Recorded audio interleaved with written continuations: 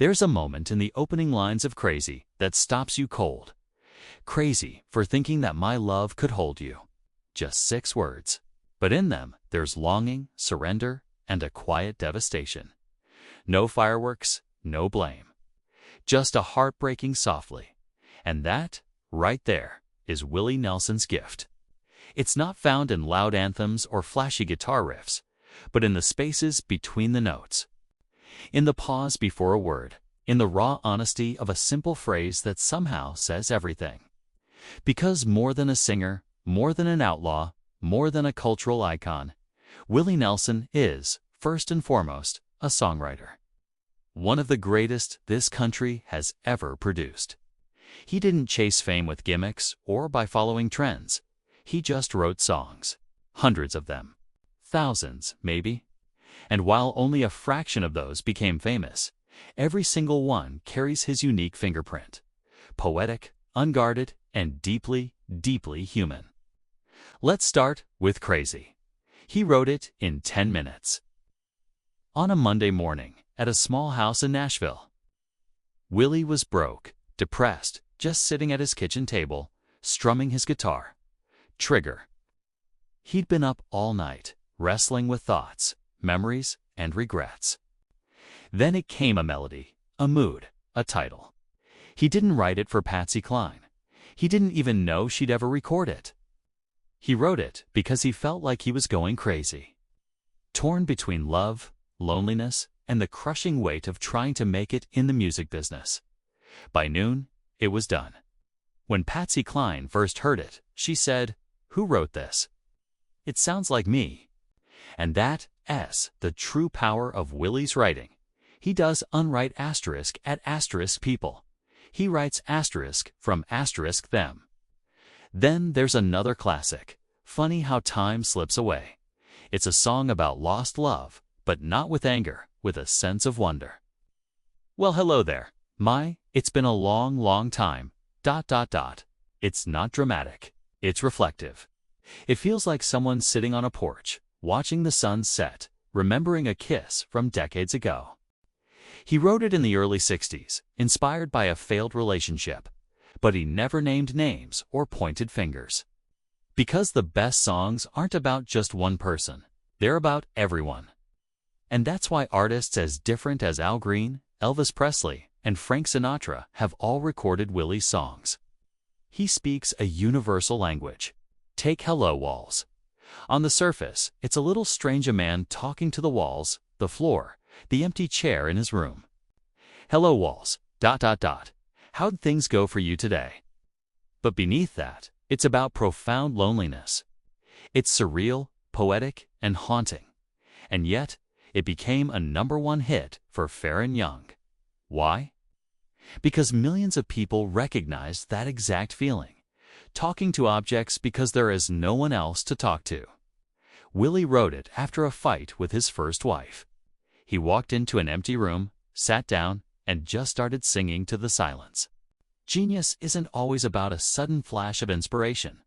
Sometimes it's just about listening to what's around you. Now, consider Nightlife. It's a bluesy, smoky standard that's been covered by dozens of artists.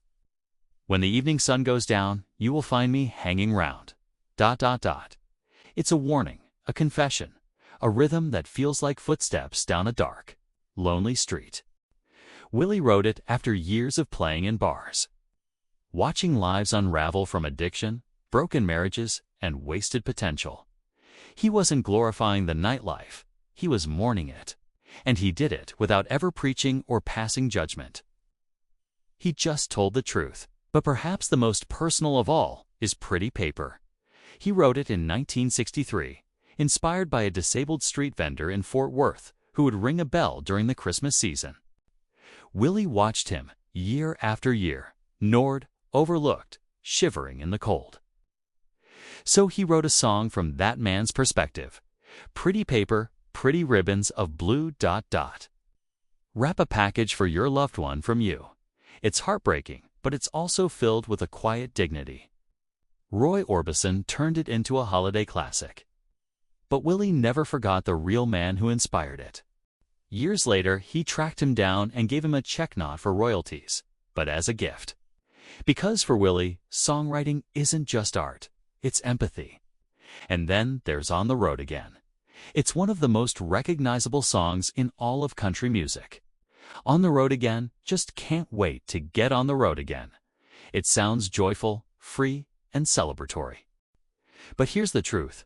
Willie wrote it in less than an hour on an airplane barf bag because his producer called and said, "We need a theme song for the movie *Honeysuckle Rose*." Something about touring. So Willie sat down, thought about the bus, the hotels, the endless miles, and wrote a song that captured both the excitement and the exhaustion of life on the road. It earned him a Grammy and became an anthem. But if you listen closely, even in that joy, there's a touch of loneliness. He's not singing about staying, singing about leaving again. And that duality, joy and sorrow, freedom and loss, says everywhere in Willie's work. Even his version of Always on My Mind. Though he didn't write it, his interpretation completely redefined it. He didn't shout his apologies, he whispered them. Maybe I didn't treat you quite as good as I should have. There are no excuses, no drama. Just pure regret, delivered like a letter that was sent too late to matter. And that's the hallmark of Willie's songwriting.